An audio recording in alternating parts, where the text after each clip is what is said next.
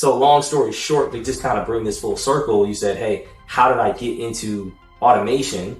So credit was my gateway drug, and I learned business through leveraging credit. So the biggest thing that actually got me into this space was my grandmother got sick throughout this process. My late grandma Ida.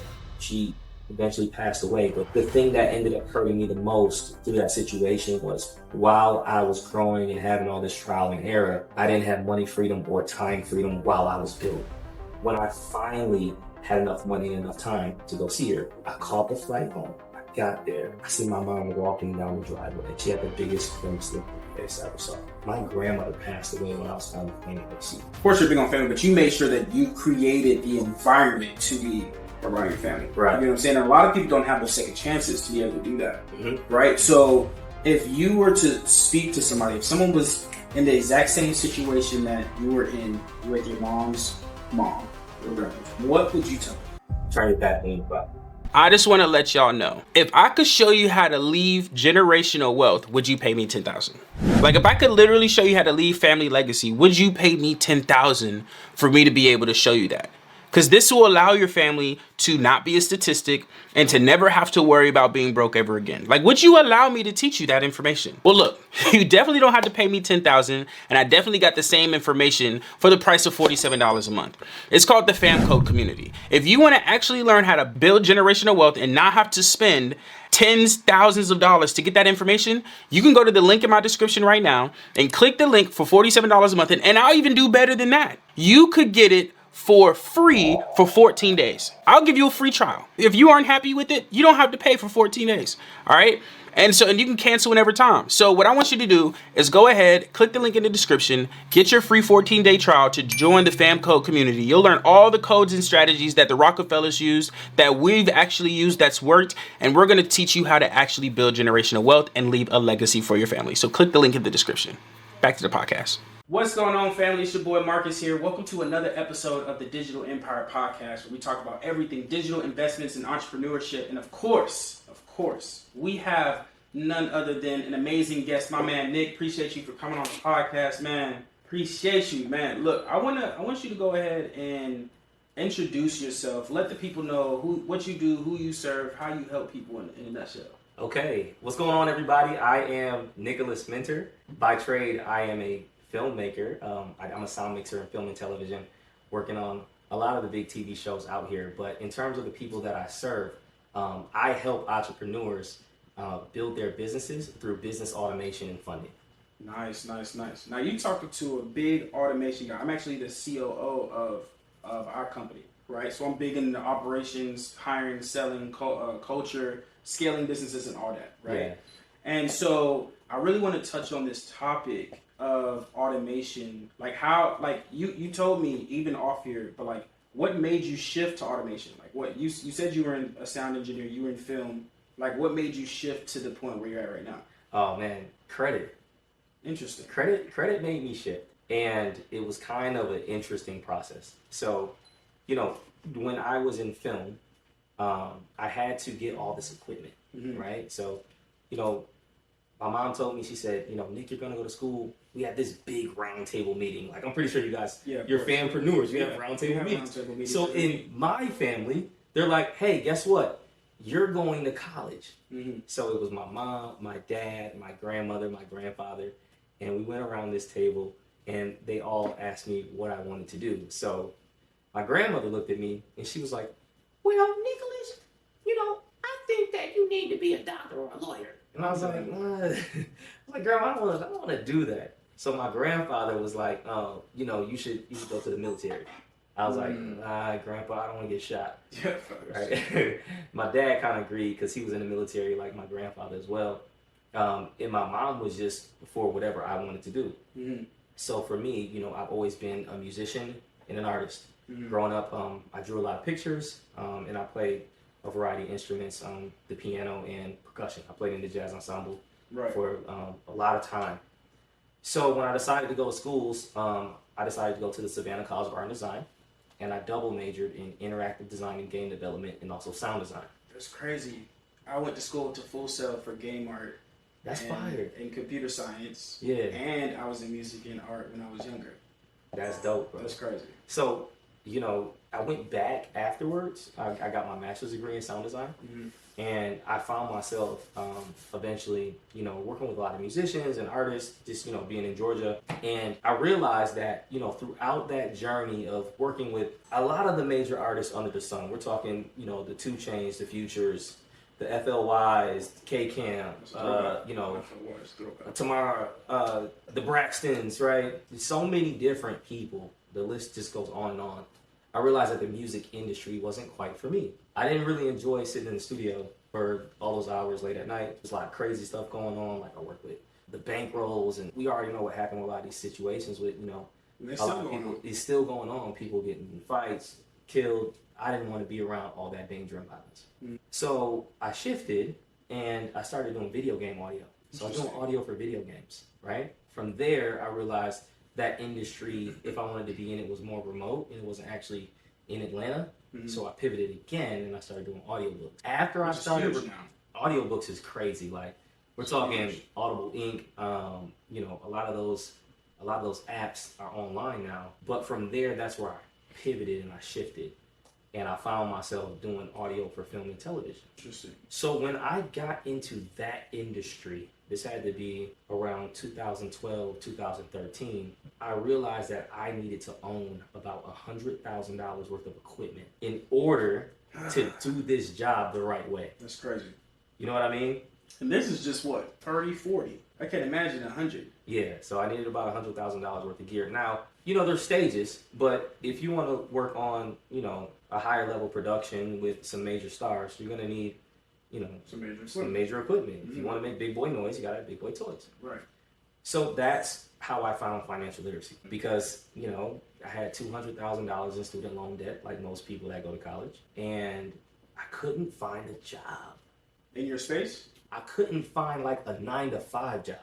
Really? Right. I couldn't find a 9-to-5 job as a audio technician making over 6 figures. That's what I was looking for at the time. Yeah. Right? That's valid. So it's like, you know, we end up going to school for all this time to get an entry-level position. And if you look at the cost of living, it kept going up. You got inflation. You got all these different types of things. So for me, that's what I was looking for. I wasn't looking to work for, you know, $10 an hour. Right? So I leveraged my credit. I improved my credit. I learned about financial literacy. And I got my first credit card from Navy Federal. It was $25,000. Shout out to Navy. Right. And you got a big props to Navy. Well, they always get me. I started getting gear. That's how it happened for me. And you know, there's a lot of red tape when you get into certain types of industries. You know, if you're new or if you don't have a lot of credits, you know, people may not hire you. You know, and then when you get in, it's like, hey, I don't want you to take the jobs. Right. So I had to get all the equipment and I had to network. So long story short, to just kind of bring this full circle, you said, hey, how did I get into automation? So credit was my gateway drug, and I learned business through leveraging credit because I had to. So now I'm working on productions, and not only am I getting paid to be there, they're renting my gear. So then they said, hey, can you set up a vendor account? So in order for me to set up a vendor account, I had to have a business. So then that's when I set up my business, right? So now I've got W-2 income and I got 1099 income. I'm sorry to interrupt you while you're watching this amazing podcast, but I just want to ask you a question. All right, let me ask you this. If I could show you how to build a trust, build life insurance policies, build a family business, all within 90 days, would you want to learn? 90 days or less. If you could learn how to protect your assets, pass it on to your children, or pass it on to whoever you want to pass it to, would you want to learn? Great, I thought so. So what I did is I actually ended up dropping a free training down below. You can actually learn absolutely free. Watch the free training. This will teach you everything about how we created a trust, a family trust, an international trust, all these types of trusts that exist. If you want to learn that information, if you want to learn how to establish family bank, if you want to learn how to properly establish an LLC, all of that is actually in the description below, and it's absolutely free. Okay, so I want you to go ahead, hit that actual button below, learn that, get that, and I will see you in the free training. Peace. Back to the episode. So then now, since I've set up this a business, I said, hey, I need to learn taxes. So I started studying taxes. Real. Right? And then it just started going on and on and on. So the biggest thing that actually got me into this space was my grandmother got sick throughout this process. My late grandma Ida.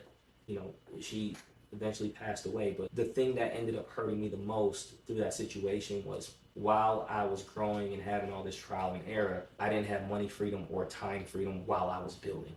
Right. So with that being said, you know, I had a sick family member that I really wanted to see. I didn't have enough time to go see her. I didn't have enough money to go home, and I had too much pride to ask for it. Interesting. Right. When I finally had enough money and enough time to go see her, I caught the flight home. I got there. I see my mom walking down the driveway. She had the biggest grimace look on her face I ever saw. My grandmother passed away when I was on the plane to go see her. Right. You know, I was devastated. But when I thought about it, I said, I never want to be in a position again where I don't have time freedom or money freedom to go do the things that I want to do, spend time with my family, or pursue my endeavors. So from there, that's when I really started taking business seriously. And I said, I need to figure out how to make money faster. So I started looking into all these other types of ways where I can make money online. And that's when I started learning digital products. I started learning how to sell digital products.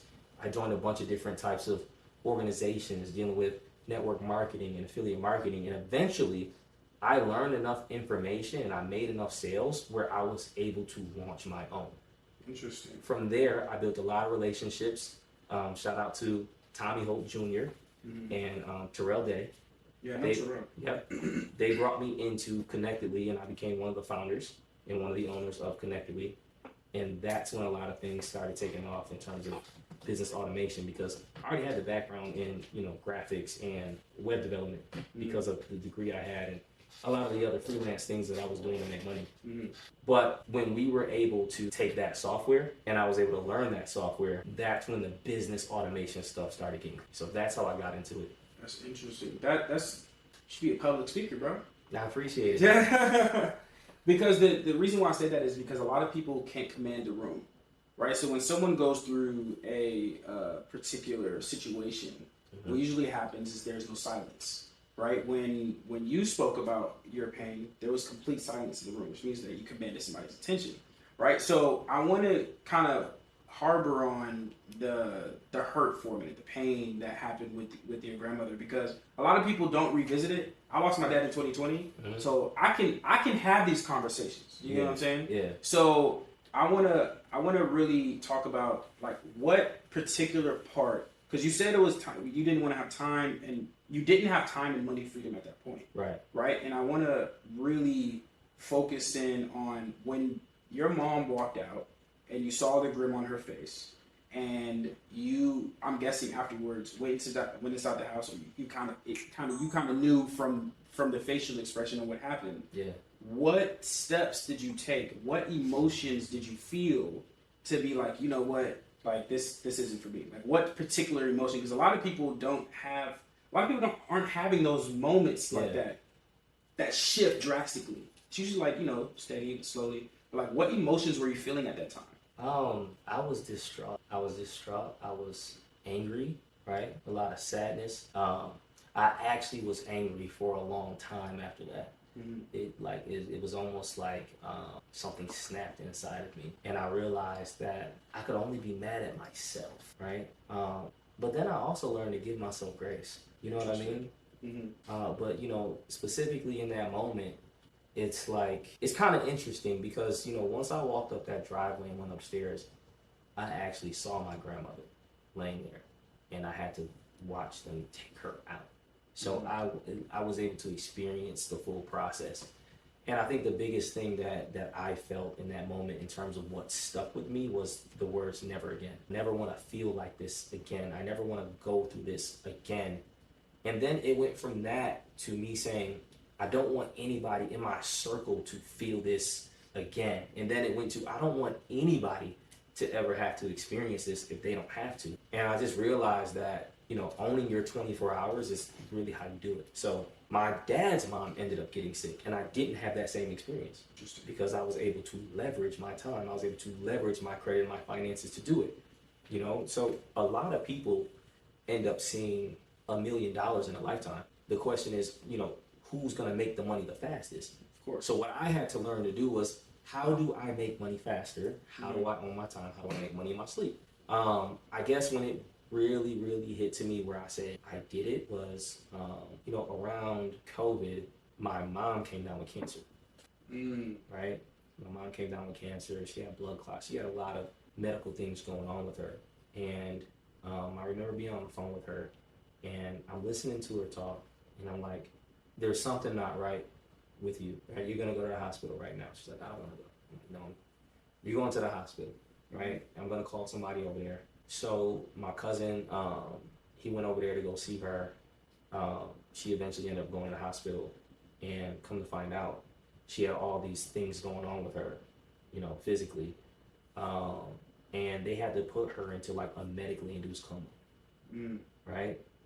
So then from there, I flew home the next day. So there's the money freedom, right? I literally flew home on reward points.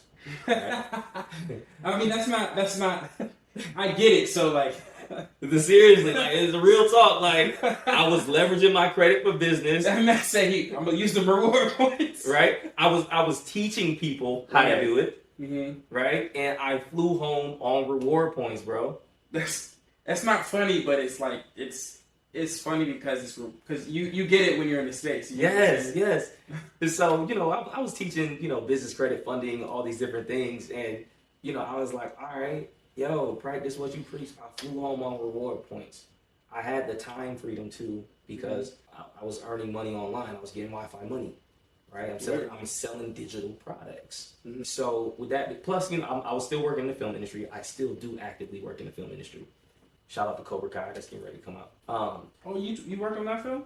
Yeah. Oh man, we definitely want to tell you that thing was fire, boy. I'm not even gonna hold you. Let me put that out there right now. I was, you know what I'm saying? I was a second unit mixer on that TV show. So in the credits, we'll see your name. Yeah, you'll see it. You'll right, be in my whole team. So shout out to the whole sound team, man. Shout out to the second unit. So yeah, man. We don't know. Like the doctor said that my mom would not have made it had she didn't go to the hospital. So she ended up being in a medically induced coma for a week. I flew home on reward points, had my money freedom, had my time freedom, right? Mm-hmm. Stayed there. I was able to continue to work and launch more digital products throughout that process, right? When my mom came out of the hospital, she had an ostomy bag. So that's when they disconnect your intestines from your stomach, right? So she had to live like that for about a year or two. So she got her intestines back, right? Here's the good thing. So they ended up doing a reverse, right? But throughout that process of her recovery, I was able to stay home in New York the entire time. Oh, okay, that's good. Right? So that's the never again piece of me sticking with me, right? I never want to experience that again. So, just in terms of like the first thing that I was saying with my grandmother getting sick, I knew in that moment that I had to turn those negative feelings into something positive. Mm-hmm. And now I kind of use that as fire to just, impact other people and do things positively. The great thing out of all of this is my mom has been cancer free for 3 years. That's good. She had, I appreciate that. She had the reverse, and I visit a lot of my family members all the time now, all over the United States. Yeah, what's crazy is we're big on family, mm-hmm. right? And I see that you're big on family when it comes to, of course, you're big on family, but you made sure that you created the environment to be around your family. Right. You know what I'm saying? And a lot of people don't have those second chances to be able to do that, mm-hmm. right? So if you were to speak to somebody, if someone was in the exact same situation that you were in with your mom's mom, your grandmother, right? Mm-hmm. What would you tell them? Turn your passion into profits. That'd be the first thing I tell you. Turn your passion into profits. And, if you feel like it's something that could be very difficult for you to do, either, you can't create an idea, you don't know how to execute the idea, or financially, it may be an idea that may cost you too much, you can do affiliate marketing and sell somebody else's product that's already packaged, and it won't cost you a thing to do it. Mm-hmm. Right? So it will cost you something. It's going to cost you time. Right. But literally, that's how I started. I was selling other people's products. I was a part of other people's businesses. I launched businesses with other people. Mm-hmm. From there, I got enough experience, I got enough knowledge, and I did a lot of learning on my own where I was able to launch my own. Now, mind you, filmmaking is an amazing business. I love everything about filmmaking, but the timing of it is very demanding. Yeah. Right? When they need you, they need you. right? So, if you have a skill set or if you already have a job, to those people, I would say that your job is actually your first business partner. Yo, I'm not gonna lie to you. I don't mean to stop the podcast that you're listening to right now, but I have to tell you the great news, okay? We as a family have decided to write something that will last longer than us, okay? And we wrote a book that literally teaches you step by step from how we have family bonding time, how we actually was able to grow as a family when we actually didn't really care for each other for a certain amount of time, and how we're able now to have a multi-six-figure business. And what we did, and it's not just a six-figure business, it's a multi-family six-figure business, and how we did it step by step. And it's actually very special to us because this book is going to allow us to be able to teach our children. And so what we're doing is we're not really writing it for y'all, we're writing it for our next generation and on. So they could actually have their own textbooks created by us. They could have their own books created by us. They're able to have everything they need within our actual family business and our actual family education, okay? So I want y'all to know, and we don't usually do this, but I want to give you the book, okay? I want to give you the book. If you click the link in the description, you can get the Family Business Bible today or the Black Rockefellers book today. You can actually get this, and I'm going to give it to you, and I want you to be able to just check it out. See how we were able to do it. It is absolutely crazy how we actually have created a generational book that we like to call this generational activities. Like, you should be having generational activities every single day. And what we did as a family is we created one of that generational activities, creating this book. And we want to give it to you. See how this could actually impact your life and your family's life. So I want you to go ahead, click the link in the description and get the Family Business Bible, and we will see you next time. Actually, just watch the podcast. So just because you want to be an entrepreneur or you want to make some extra money, it does not mean that you have to immediately, quit your job in order to do that. You can literally earn that extra income.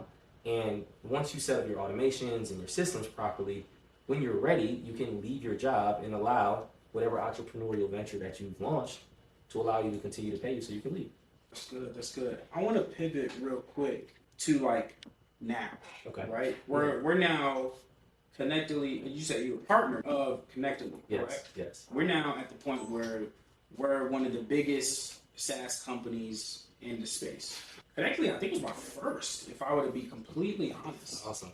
I think if I'm trying to go down memory lane real quick, I think Connectedly was actually my first software I've ever used. So, knowing that, can you give some of the honest, can you tell them what is Connectedly, why is it important, for people that's out there, because I still think it's slept on. Okay. So Connectedly is a CRM. It's SaaS, software as a service, right? Mm-hmm. So literally, what Connectedly does is it takes a lot of the digital products or a lot of the things that we need to do in business, and it takes all these different areas and it puts it into one place. So for example, if you have a business, you're going to need a website. So guess what? You can log into the CRM and create your website. Mm-hmm. Now, in terms of getting your time back, some of the things that we don't like to do in business would be booking appointments, right? The old way to book appointments is to write it down on a piece of paper, and then what happened next? We ended up getting Google, and now we can go to the calendars. Well, guess what? Connectedly has its own calendar. Some of the other things that we may not like to do is remind people when to get on an appointment, or maybe we need to be reminded that we have an appointment. So within the CRM, once somebody books a call with you on a form, you don't have to use Google for the form. It's going to send updates. So you can get a text update, you can get an email update, you can create all these different follow-up sequences. So literally what this allows you to do is to be above your business versus being in it.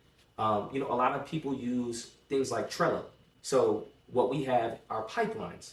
So now you can organize all of the data. So just imagine, before you get on a phone call with a potential client that you want to sell a product to, you're literally able to qualify them to know what area of your business or what service or product you want to sell to them before it gets there, right? So now you can hone in on that conversation, or your team can hone in on that conversation and know exactly what that potential customer needs